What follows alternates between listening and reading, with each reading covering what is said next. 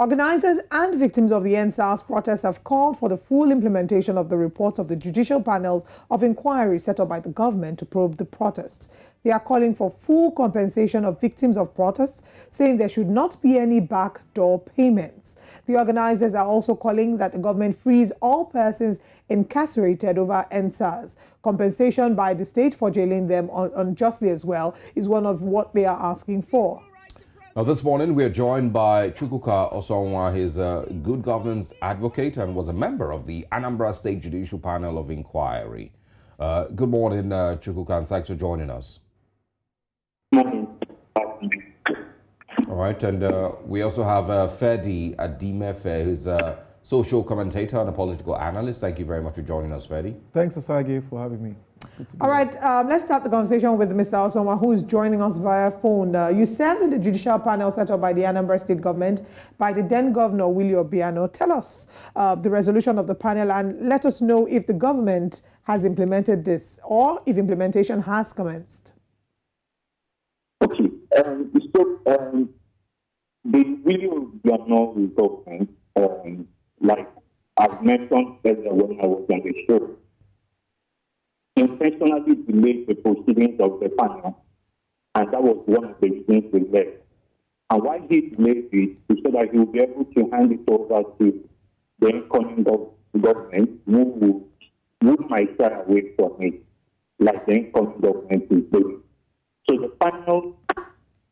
All right, Chukwuka, we don't have a very clear audio from you, so while we try to sort that out, let's quickly bring in Ferdi to join the conversation.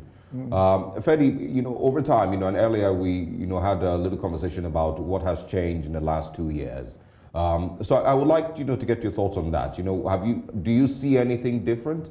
Do you, see that much has changed? And would you say that the EndSARS protest in itself achieved a lot or a little? Well, I think I wouldn't say much has changed. If you pay attention, we still haven't seen conviction from the people that were accused. So in a sense, we're expecting that we would see conviction. For me, that would be one of the measuring stick to know if we've made progress. But something else is also happening, and if you're looking at it, we are seeing an overwhelming participation of young people in politics today. And I think the protest may not have accomplished what we had in mind at the time, but we are also seeing another part of it, which is that a lot of young people are now getting more politically conscious, politically aware, and politically involved. And I don't think this is unconnected to EndSARS. It is very, very connected. Some of the political parties are benefiting from it. And I think even the present political party, one of the challenges they're going to really, really face is they did not handle it as something that the way a lot of young people felt should have been handled. Most families are still nursing the deaths of their children, mourning over loss of loved ones, and there are no compensation. And a lot of it was just slapstick and dressing over the surface. So really, yes, not much has changed, but much will change come 2023, and I believe. Ferdi, unfortunately, whilst we're talking about this, we must mention that Amnesty International reports that no fewer than 40 protesters have been detained by the government ever since this has happened. I'm just going to gloss through this real quick. We have reports that there are people in Ibadan. It says since the EndSARS protest, many people have attempted, of course, to exercise their right, but they have been detained. Amnesty International revealed that Olumide, Rashid Tiamiu, Moruf Adekunle, Taurid Abiodun, and a number of people were held for protesting in October 2020, and their detentions were prolonged without trial. Now, despite reportedly suffering from ill health, they continue to be held without trial in Agodi Correctional Center, having previously been detained at a SARS facility in Ibadan and Abolongo prison in Oyo town. Now, this is just one. There are several factions and several reports. How would you say we're rating the police and our justice system? There are provisions for how people should be arrested, and how they should be brought before a court of competent jurisdiction, and the time frame within which they should be brought. But the reports are showing that there are still people in detention. How would you rate the performance of our judiciary, our government, and is there really hope that these people will be set free? I remember part of the judiciary, the commission at the time here in Lagos was the request that they release people that were detained. I don't think it was implemented across other states, but I know a few people in Lagos were released. But again, in rating the judiciary, we also know that the judiciary is an area that needs massive reforms. Even the police, they don't understand the fundamental human rights, that you're not supposed to detain somebody beyond what is required by law. And people are detained without trial. That's an issue. But this generally speaks to some of the challenges we had with the EndSARS movement. I think on a level, the EndSARS movement had some fragility, and that's in the nature of the fact that it wasn't very, very organized around the central team. So you can have people being detained and nobody knows, or maybe a particular group in Lagos have secured the release of their friends, but other people connected with the curse is still locked up in jail. It's because of the decentralized nature of the movement. But I really also I think the NBA has a part to play in this. I remember at the time the NBA got involved and they were pushing for the release of these people. And this also speaks to the fact that we tend to move on very quickly as a country. And for many young people who came out on the streets to fight for EndSARS, I'm not too sure that we should stop speaking, particularly the most influential amongst us, the celebrities who lent their voices. I don't know that this is a time to stop. I think if they amplify this, it's going to get the attention that they need in a political season as we are in now. A lot of the people in power are looking to score favors, and it's important for us to highlight why these people are still being detained and to demand that they are released or at least brought to court to face whatever challenges. Let's not even forget, most of these people that are still being detained today, in my opinion, are people that may not necessarily be of profile or connected enough, because even high-profile people that were in the volatile areas, most of them have been released by now, and they're walking the streets. So there is no justice. There is no sense why people are being detained. EndSARS was about injustice, and yet again, the government, we're seeing from the government the same perpetuation of injustice, even while the young people are clamoring for remedy and clamoring for redemption of some sort. So it doesn't leave me with any sense of joy at all. All right, Fedi, you've mentioned the role of celebrities and people in the front lines constantly speaking about this. We had the opportunity to speak with a few of these celebrities, and here's what they had to say about the EndSARS movement. On October 20th, we're going to, it will be an anniversary of one of the most upheaving events in our country in recent times. For all the young people that were a part of the EndSARS protest, I am not talking about the EndSARS riots. I am focusing on the EndSARS protest.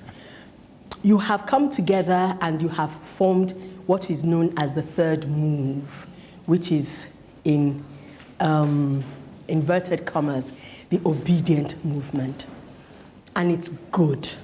It's good because it is important that we have a force that will hold the other political parties accountable, make them sit up, that this is, it is not business as usual. I think one of the things I'm taking away with me is what are we learning from October 20th? What are our do's and don'ts about October 20th? How did we maneuver wrongly or rightly, and how do we not allow this kind of disaster and horrible happenings happen again? And let me put this out there to Nigerians. A lot of times we are concerned about what our government and what our leaders are not doing or not doing. But I want to ask, what are you doing? How are you helping the situation? What are you doing for your country? Are you one of those people who is throwing dirt on the ground and complaining about how dirty the place is? Are you one of those people who is drinking water and throwing the plastic into the lagoon and asking why there's so much plastic in the lagoon, why the drainages are blocked? Are you one of those people who is building your house over drainage that should drain water out, and you're complaining about why the place is flooded? Are you one of those people? And if you're one of those people, are you one of those people who you have stuff you're not paying properly but you're complaining about things? Are you one of those people? If you are, then you're the problem. So it's now about looking at yourself in the mirror and fixing the man in the mirror. We all need to look at the mirror and fix the man in the mirror. So what led to EndSARS? So the youth are angry. We're not engaging them more. They're not being invited into some decision making. A lot of them are out of school. A lot of them are on the street. From here to Oshodi, you see what I mean? And then it went on like that. So we need to engage this youth now to avert another EndSARS. To avoid another EndSARS, we should engage them. The movement was to caution abuse from, those in authority and in charge of our security. They are the ones who can answer this question, that have they learned from, because it was the young people like myself that championed the cause and said, look, this is not right. This is brutality. This is, and then people raised their voices. Right now, are these things still happening as they were? The answer is no. There has been an awakening. There's some consciousness. Up to recently, there's been a high cry for police officers to stop searching people's phones. A few who have done that have been cautioned, have been expelled from the force. So there are results to the movement. People can now say that, yes, what we did then is taking results. No matter how many lies are told, the truth will finally catch up. I want to salute everyone who was standing for a better Nigeria, for better governance, for better policing of our citizens, especially the young people. I am totally in awe of the young people that we have in Nigeria. Most of them have their heads screwed on. That date will never be forgotten. There was nothing photoshopped about what happened. It was actually a travesty of justice, and we still haven't seen justice till today. So we'll continue to cry out, continue to speak out, and seek for a better Nigeria, because this country is so full of potential. We have so many of our young people who have gone abroad to do amazing things in tech, in fashion, in film, in music, and we deserve so much better in Nigeria. And I want to see it happen in my lifetime before I leave this earth. So it's an unforgettable date, and no one should make you feel that that day did not happen. Well, the views of celebrities across Nigeria. Let's now, quickly get back to Chukwuka Osonwa to share his thoughts. I want to, get your thoughts on the Anambra panel, which you were a part of. So quickly share with us, what progress has been made since the panel was set up, and where we are today. The only progress the panel has made is that it has committed its resolution to the Anambra State government, who now transferred it to the Soludo government when Soludo came in. But Soludo has been burdened with so many other things that he hasn't said anything about the resolutions that were submitted to him. And this is what we saw when we were in the panel. We told people that the video diagnostic government is about to be, just like the Buhari government is about to be. And that if we do not follow these people up, that the plan is to just hand it to somebody else who do nothing about it. So the resolutions were not public. We do not know what were those resolutions. All right. And the government of the day is keeping quiet. Chukwuka, unfortunately, we're still having difficulties with your audio. We hope that we're able to resolve that before the show is over. But let's bring in Fedi Adimefe, who's with us and has been a part of the conversation. Fedi, we've been talking about the roles that individuals, and now you talked about celebrities. We've just shown you what our celebrities have said. Let's talk about the politicizing of the EndSARS movement. A few days ago, MCO Uluoma, the Punch reported that he had said that if there were bodies, the bodies should be produced, and he was saying, of course, that this is something that was done to make the Asiwaju Bola Ahmed Tinubu's government look bad. I'd like your thoughts about how, your reactions to the politicizing of the EndSARS movement by those who are running for office. I think it's actually very sad, because we're talking about lives of people, families who lost people. During the protest, we saw the shooting in real time. And recently, the former spokesman of the NDA came out and also confirmed that he only stated what was put in front of him. And in his own opinion, he is also validating the claims that people died. Anyone who is saying at this time that there were no deaths, is in denial, and possibly, I personally think, is an enemy of the young people in Nigeria and should not be trusted, right? We are still asking the question, who gave the orders? Until date, no one has comfortably answered that question. And it's important for us because we are seeing what's happening. There's a lot of brain drain. A lot of young people are leaving the country to go to other parts of the world where they feel safe and secure. there's a lot of talent bleeding through the corporate world in Nigeria today that is going to impact on our output eventually. We're talking about today that the rate of doctors in the UN standard is WHO standard is one doctor to 1,000 patients. In Nigeria, as we speak, is 1 doctor to 10,000 patients. A lot of the young doctors who left the country are young people. And most of them are leaving because of the economic climate, the political climate. If you don't feel safe, if you don't feel, no matter how patriotic you are, you want to survive, to express your patriotism. So I think for people who are politicizing the EndSARS movement, it's about time they come to confront the essential truth that one day will be their children if they don't take care of it, if they don't do something about it. If the society is not safe for one, it's not safe for all. And I think it's a moral responsibility and a moral obligation, not just for the celebrities, but for everyone. And even our celebrities who are giving conflicting signals, supporting some of these politicians, I find it very uncomfortable that most of them can, in the glaring facts presented on the EndSARS, still look beyond that to endorse certain political candidates who are directly or indirectly linked to the EndSARS questions that we haven't answered as young people. It's very disheartening, I must say. I mean, but what would you say, might be the motivation behind that? Would it be just, complete ignorance, or are there other things that you might say you might be making these things happen this way? Well, and another thing, I want to know is what next? Are Nigerians going to continue with this memorial every year? Is there somewhere? Is there direction? Is there something that would at least, provide some succor to the families who lost loved ones and to the people who, of course, were part of the protest, who, are extremely passionate about this every October? Well, I think for people, why would people say things like that? I think most people are benefiting from the status quo. They benefit from the ineptitude in the system, the dysfunction that is Nigeria. But I also would hope that in 2023 we'll see change.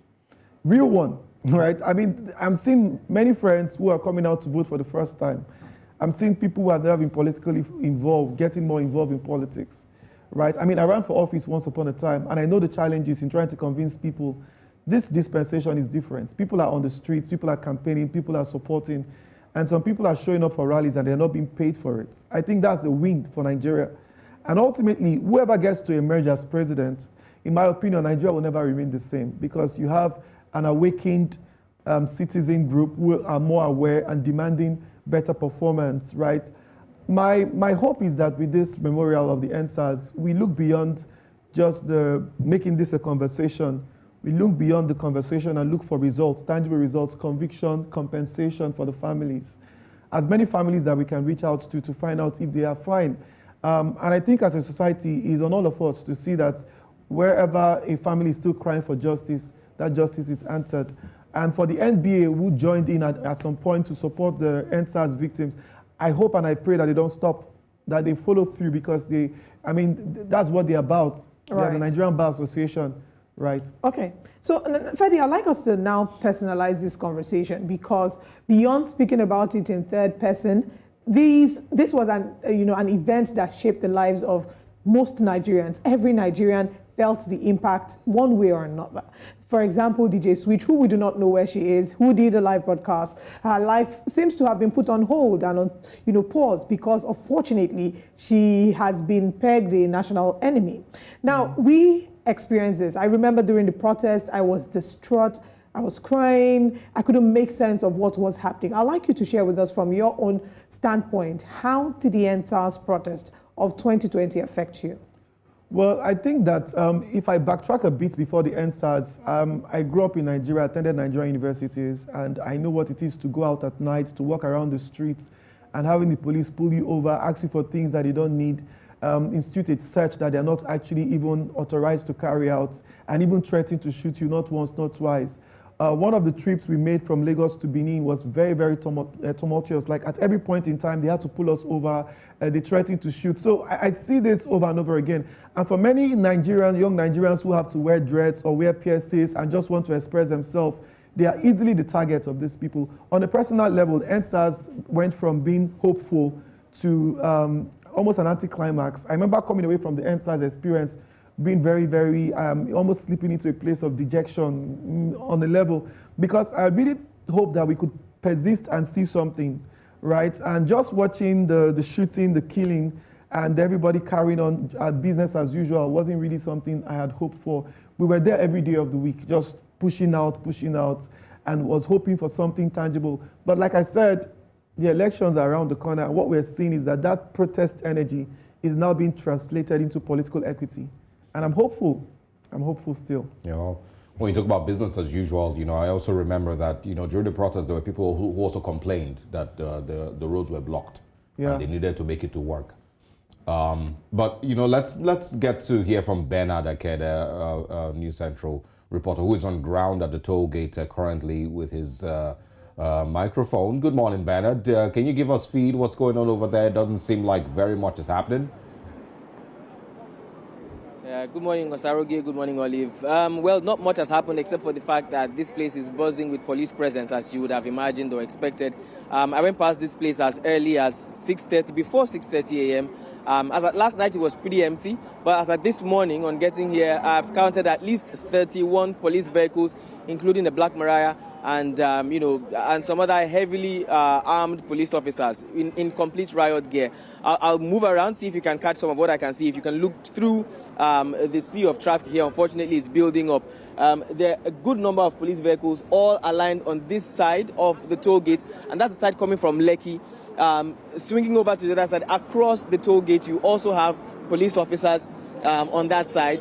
On this other side too, if you're coming from Victoria Island, going to head into Lekki and beyond, we also from the camera view. Again, as of now, nothing significant has happened. Right, and safety. I assume that's why they are in these numbers. Yeah, well, are there any, I don't know if to call them protesters now, but have you seen any persons also pass through the toll gate with flags, or anybody who is there to, or rather in remembrance of October 20, 2020? Yeah, I think you'll be right not to call them protesters, because at this point, I don't think anybody is here to protest. Basically, just to make their voices heard in memory of those who lost their lives, either due to police brutality or on that particular day, October 10, 2020. None of them, well, we haven't seen anybody flying flags or blaring their horns, as the flyer did state would happen. Remember, again, according to the flyer that we received or that circulated on social media, what we're expecting to see here is some kind of traffic, drive-through traffic, with people blaring their horns, waving flags, and chanting songs of solidarity in memory of those who lost their lives on this ground on that day or anywhere in Nigeria due to police brutality. So far, we haven't seen or heard any of that. The flyer stated that it will commence by 8 a.m. My assumption is that they probably are mobilizing somewhere so that they don't come in ones or twos, they come in a group, and so that it packs the punch that it's expected to. All right. Thank you very much for the feedback, Bernard. We certainly look forward to having you join us again. Ferdy, I'd like to hear your final thoughts on this. You've heard the situation at the toll gate. How can we immortalize the lives that have been lost? When you go to Rwanda, that's one of their tourist points. You would go and visit the genocide grounds, and they'll take you through their history. Now, is this something that we should maybe introduce here? Lots of people have kicked against the toll gates resuming the collection of toll. How really can we memorialize or immortalize the lives of the people that can be lost or that have been lost from this? Well, I'm more interested in how we can take care of the loved ones they left behind. I'm more interested in the compensation for the families that lost the people. About immortalizing their legacy, it would be great if that is done, but we can't bring them back, but we can take care of those they left behind. And that's what is important more to me. And do you foresee that the government will do that? Not in the nearest, not in this dispensation, not in this administration, and possibly maybe not this political party. Oh, wow. Really sad. And of course, talking about compensation, just for the record, Lagos did pay out about 400 million plus, Ekiti and Ondo State both also about 53 million and 21 million, I think, for both states. Thank you very much, Ferdy, for your time. And of course, very interesting having these conversations with you. Looking forward to seeing you again. Thanks for having me.